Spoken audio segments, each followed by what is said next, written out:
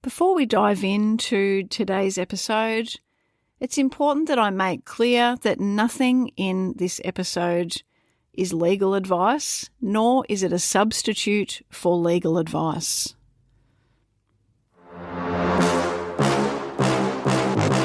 Hey, I'm Danielle Black, and I'm the coach you need if you're struggling with all things post-separation. I don't play by the old rules. I specialise in child-focused, evidence-based parenting arrangements that put kids at the centre instead of keeping them stuck in the middle. Let's go.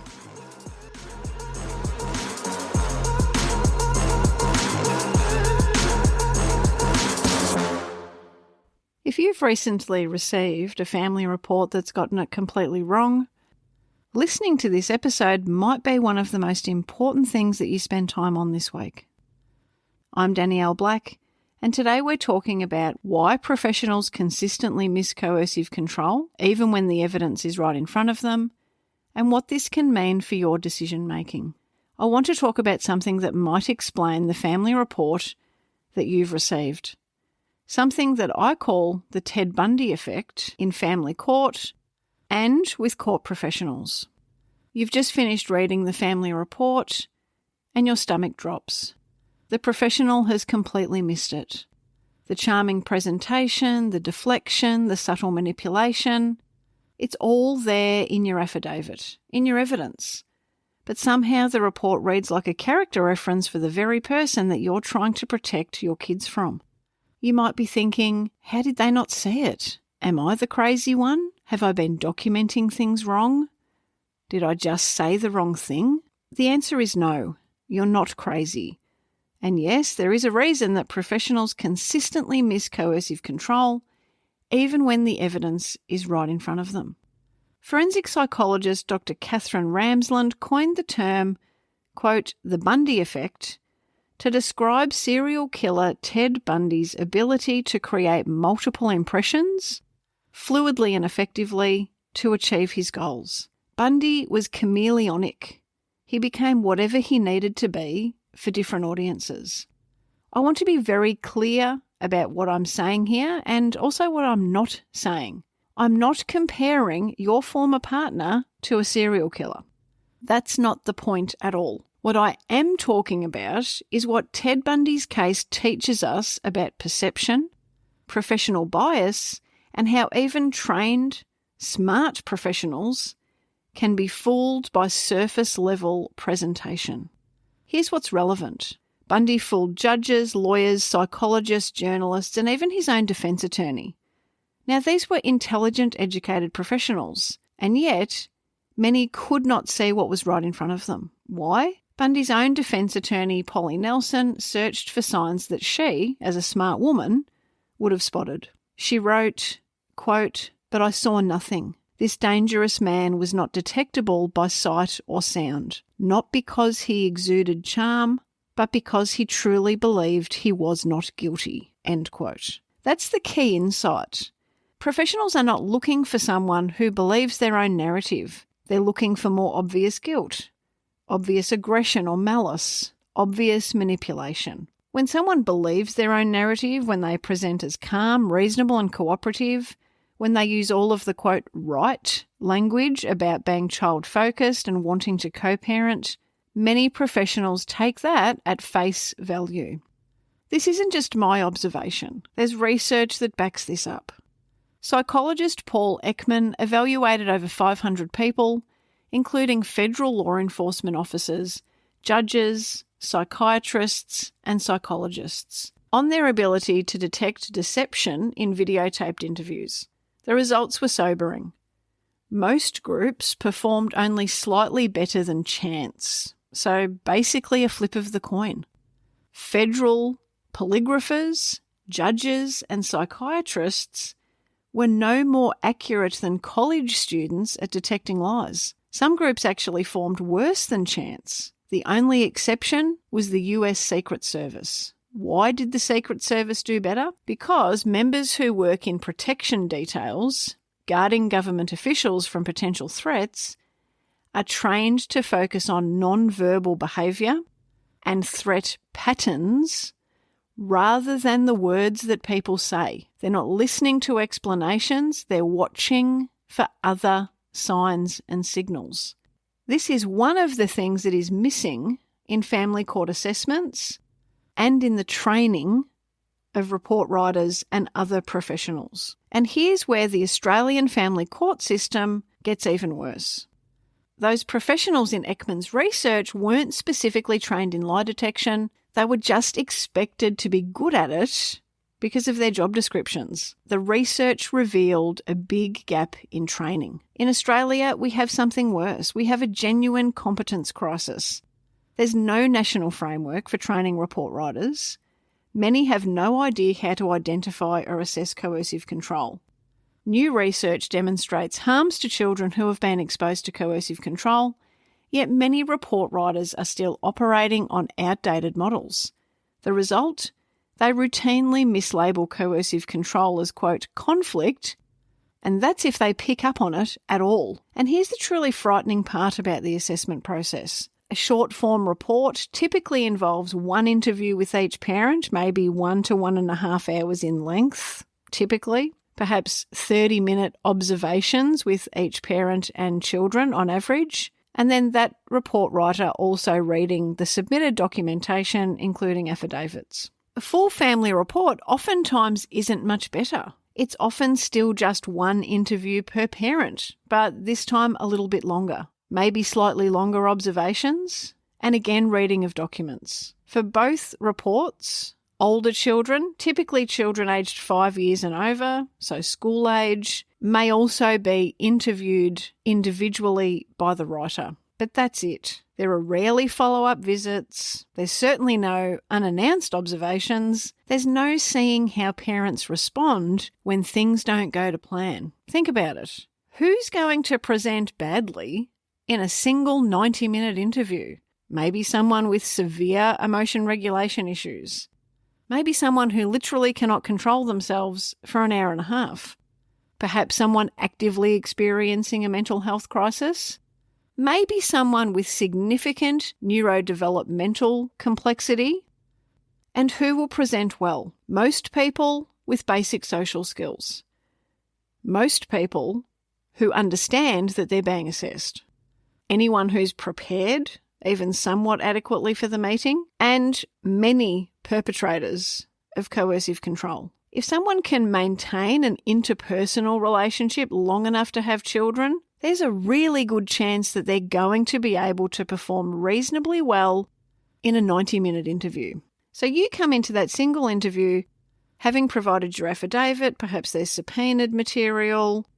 All of this can show years of documented patterns. There might be text messages or other co-parenting communication showing boundary violations, evidence of continual undermining. There might be reports from other professionals, GPs, for example. But in the one-on-one interviews, the report writer may have anywhere between 1 to 2 hours to get their head around the interpersonal dynamics, and the other parent can sit there calmly, reasonably, using all the right language, appearing cooperatively. Guess who the report favours? You show emotion when discussing safety concerns. That might get noted as, quote, mother appeared anxious. You've got extensive documentation. That may be noted as, quote, mother seems focused on past grievances. You've struggled to summarise years of coercive control in a few sentences. That might get noted as, quote, mother unable to move forward. Meanwhile, your former partner is presenting as calm, measured, child-focused and willing to co-parent. Unfortunately, the system is designed to reward performance over patterns of abuse, presentation over truth. And when you add the competence crisis to the mix, report writers who genuinely don't know what coercive control looks like, who haven't been trained to assess it, who are operating on outdated, quote, high-conflict divorce models, and let's not forget the ideology that prioritises maximum contact time with both parents, you get reports that completely miss what you're trying to show them. This is the Ted Bundy effect in full force. And if you want to understand this more deeply, including the 5 signs that it could be happening in your case and practical strategies for documenting differently, I've created a comprehensive guide called The Ted Bundy Effect in Family Court: Why Professionals Miss Coercive Control and What You Can Do About It. You can download it for free at my website, danielleblackcoaching.com.au. Now, understanding all of this brings us to the next question. What do you do when the family report has gotten it wrong? When do you make peace with the fact that you're headed to a final trial? Final trial is not at all like what you see on TV. There's no dramatic revelations, no Perry Mason moments where the truth suddenly becomes obvious to everyone, no Jack Nicholson explosive moments where people are being told that they just can't handle the truth. Here's what actually happens. Final trial in the Federal Circuit and Family Court of Australia can run anywhere from 1 to 5 days, depending on the complexity of your case. Sometimes it's longer, but that's not common. Each party, so you and the other parent, is represented by your legal team, and that often includes a barrister. Your barrister is the one who will present your case, call the witnesses where needed, and cross-examine the other parent and their witnesses. The other parent's barrister does the same. The judge sits and listens, takes notes, might ask some questions, but the judge is not investigating. They're deciding based on what's presented to them. There are some things to understand. Number one, the evidence rules are pretty strict.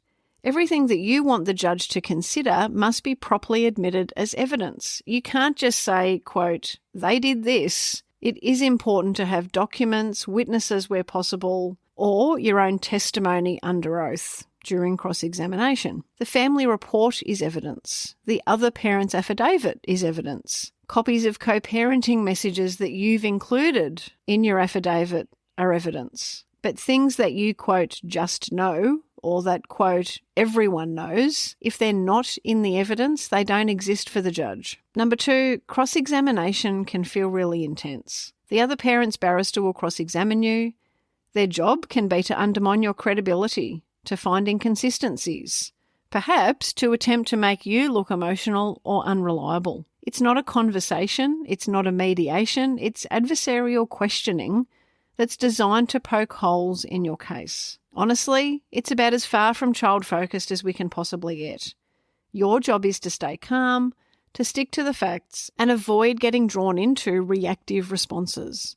Your capacity during cross-examination directly impacts your credibility and can directly impact the outcome. Number three, if you haven't come to consent on orders throughout the trial, which does happen in many cases, the decision will be left with the judge. After hearing all the evidence, the judge takes time to come to a decision. This can be months after the fact. But here's the critical thing. The judge is bound by the evidence that's been presented. If the family report says the other parent is cooperative and child-focused, the judge might give that significant weight, even if you know it's wrong. If your evidence is dismissed as, quote, normal post-separation conflict, that could be all the judge has to work with. Number four, trial can be expensive and exhausting. The legal costs for a final trial easily run into tens of thousands of dollars. Preparing for trial can take months, and the emotional toll is often enormous. You might be spending money that you don't have, taking time off work, living in a state of high stress and hypervigilance for months while the trial approaches. And at the end of it, there's no guarantee that the judge will see what you see. A final trial can enable you to present your evidence formally. It can enable your barrister to cross-examine the other parent, and honestly, if they've been managing their image fairly well up until that point, that can often be the point where things start to crumble. What a trial can't do is guarantee that the judge is going to understand the coercive control involved. A trial can't force the other parent to change. It can't undo the damage done by an inaccurate family report, although it can challenge the findings and the report writer can be cross-examined. A trial can't provide, quote, justice or validation or accountability in the sense that you might be seeking and hoping for. And it can't heal you or your kids. This is why the decision about whether or not to proceed to trial requires strategic thinking. Settlement negotiations happen before a trial in order to avoid trial, and it's also not uncommon for those offers and the back and forth negotiations to continue during the course of a final trial. Sometimes coming to consent can be a more strategic choice, even if ultimately it feels unfair. If the family report's gotten it wrong, your hope at trial is that new evidence or effective cross-examination will shift the judge's perspective. So you really need to think carefully about whether proceeding to trial is the best situation for you. My team and I do help parents to increase their capacity in preparation for final trial. So there are options if you're currently struggling but want to keep pressing on. Trial can be the right strategic choice when the safety risk is significant and the offer from the other side really does not protect your kids. Going to trial can be the right choice when you've got strong evidence that the family report missed, documented patterns that have occurred since the report that was written or really were not taken into account by the report writer, perhaps third-party witnesses, perhaps evidence that contradicts the report's findings, perhaps a report that contradicted itself. And if you've got a skilled barrister who can effectively cross-examine the other parent and also the report writer. Proceeding to trial can also be the right strategic choice when you believe that you do have the capacity to sustain the process or are prepared to invest in things like quality one-on-one coaching to support you. When you've got the right legal representation, so a legal team that you trust, when you've got the financial resources or legal aid, when you've got emotional support, and when you've been building your capacity especially for this or are committed to doing so. Coming to consent doesn't mean that you're giving up. Oftentimes it means that you're being strategic about where to invest your limited resources. Neither myself or my team give legal advice. Part of our role in helping clients is in supporting them to get clarity about their options, aligned with their capacity, their resources, the well-being of their children, all the things. If you're facing this decision, the post-separation parenting blueprint can help. The framework in the blueprint helps you to assess the actual risk to your children, your capacity in different domains. There's also a specific module in the blueprint that covers how to go about challenging parenting arrangements or parenting orders that aren't working, giving you an idea for how you might be able to go about things if you come to consent on orders now but need to change things later on. Here's something that most people don't talk about. Your capacity during trial directly impacts the outcome. You can have all the evidence in the world, the best evidence in the world, but if you fall apart during cross-examination, if you struggle to regulate your emotions, if you're looking angry or vengeful rather than protective, if you lose focus under pressure, or if you are reactive as opposed to responsive, you may undermine your own case. The judge is watching you, not just listening to your evidence, but watching how you present yourself, how you respond to difficult questions, whether you seem reasonable or reactive, your emotional state and regulation, and your credibility. Module 20 of the blueprint also includes a resource about capacity for final trial. And that's not just, quote, here's what happens at final trial. It's all about how to regulate your nervous system in the months leading up to trial, how to prepare emotionally for cross-examination, how to stay grounded when your children's safety feels at stake, how to make strategic decisions from a place of clarity and not panic, and how to build resilience for the long game. Blueprint members have been telling me that they're coming back to this module and this resource multiple times as their trial date approaches, because it's not just about learning the information once. The blueprint is not a one-and-done course. It's a living resource, a living evidence-based library. It enables you to build progressive capacity as the pressure of your situation increases. Also included in the Capacity for Final Trial Guide is information to help you build your baseline nervous system regulation, how to create sustainable preparation rhythms, how to manage decision fatigue, protect your energy, how to work with your legal team, prepare for cross-examination, the mental and emotional rehearsals, how to regulate in the courtroom, how to handle difficult moments, manage overwhelm, and stay clear and focused. It also covers after trial, the recovery and rebuilding phase, processing the outcome, supporting your kids, and long-term resilience. This guide is available as a bonus resource in Module 20, but also available for purchase separately in the shop on my website. It's perfectly designed to work in conjunction with the information that's in Module 16, Growing Your Capacity. That module features meditation recordings, affirmation audios, and other nervous system regulation tools, specifically created for protective parents. Whether to settle or proceed to a final trial is ultimately a decision that only you can make. No one else is living your reality. No one knows the full context of your situation. No one else is going to be laying awake at night worrying about your kids. But here's what I want you to know. This decision is not a moral test. Choosing whether to settle, whether to negotiate, to come to agreement, does not mean that you're weak or that you don't love your kids. Choosing to go to trial doesn't mean you're vindictive, controlling, not able to let go, or have in any way failed. It's a strategic decision about how to best protect your children, given the resources, evidence, and capacity that you have. Sometimes the most protective thing that you can do is to come to agreement and conserve your resources for the long game. And for other parents, the most protective thing that they can do is to fight, even when the odds might be stacked against them. Only you can determine what is true in your situation. To make this decision from a place of clarity, rather than one of fear or desperation, you need to realistically understand the system. You need to know what a trial can and cannot deliver, the limitations of family reports and other evidence, what the judge will take into account making a decision, and the odds that you're facing. You also need to honestly assess your evidence, what you have versus what you wish you had, how strong the evidence is, and whether or not the other evidence is strong enough to overcome a problematic family report. You also need clear-eyed view of your capacity, your financial resources. This includes your financial resources, your emotional reserves, your support systems, essentially your ability to sustain the process, and long-term strategic thinking. Honestly, this really is a marathon, not a sprint, and I know that there are so many of you out there hearing me say that, and you're nodding. I know you're exhausted.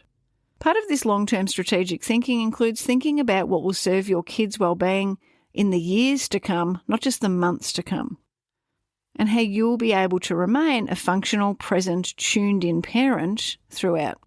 The blueprint is designed to help you to develop all of these things. It's not a course that you work through once. It's a strategic resource library that you return to at different stages of your journey, whether before separation, day one of separation, all the way through to a final trial, and beyond. Module 20 includes all of the legal considerations. Module 16 is growing capacity.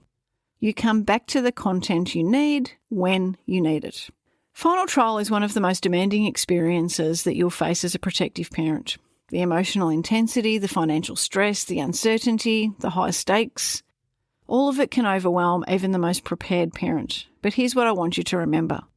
Your capacity to navigate this process directly impacts the outcome. Building that capacity, learning to regulate your nervous system, make decisions from a place of clarity rather than panic, staying grounded when things feel overwhelming, it's not optional, it really is essential. Whether you choose to come to agreement and negotiate consent orders or proceed to trial, you need capacity. Capacity to handle difficult conversations with your legal team. Capacity to make strategic decisions under pressure. Capacity to show up for your kids even when you're feeling depleted. Capacity to sustain this journey for the long term. That's what we're here to help you build. If you're facing a trial decision, you need a complete framework for strategic decision making. You need nervous system regulation tools designed for family court stress.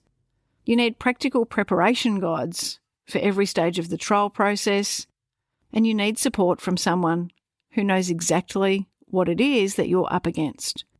The Post-Separation Parenting Blueprint has all of that waiting for you. You can learn more at my website, danielleblackcoaching.com.au. And if you want the free guide on the Ted Bundy Effect in family court, why professionals miss coercive control and what you can do about it, you can also get that by heading to the website. Thank you so much for joining me on another episode of the Post-Separation Abuse Podcast. I look forward to chatting with you again soon. There's a moment where the noise stops landing, where the chaos loses its hold. That's it for today's episode of the Post-Separation Abuse Podcast. If you found this helpful, you'll love the Post-Separation Parenting Blueprint, the foundation of everything that my team and I teach, now available to all protective parents. Whether you work with us one-on-one or navigate your journey independently, the blueprint is where everyone starts. Whether you're thinking about separating, in the early stages of separation, wanting to avoid your kids being trapped with unsafe or inappropriate care arrangements, or perhaps needing to challenge and change current arrangements, and even if you're currently in the court system for parenting matters. I created the blueprint as a gift to all of my fellow protective parent warriors because the journey of being a change maker and a cycle breaker can't be done alone, and the blueprint is the one post-separation parenting resource that gets it right. Child development, safety and well-being put first, with the evidence to back it up. The blueprint gives you the same strategic frameworks that my team and I use in private one-on-one coaching, and it's available on an online platform for you to access whenever and wherever you need. You can also ensure that you're up to date with any new announcements by checking in regularly to the website danielleblackcoaching.com.au. Until next time, take care. And please always remember, you are your child's greatest protector.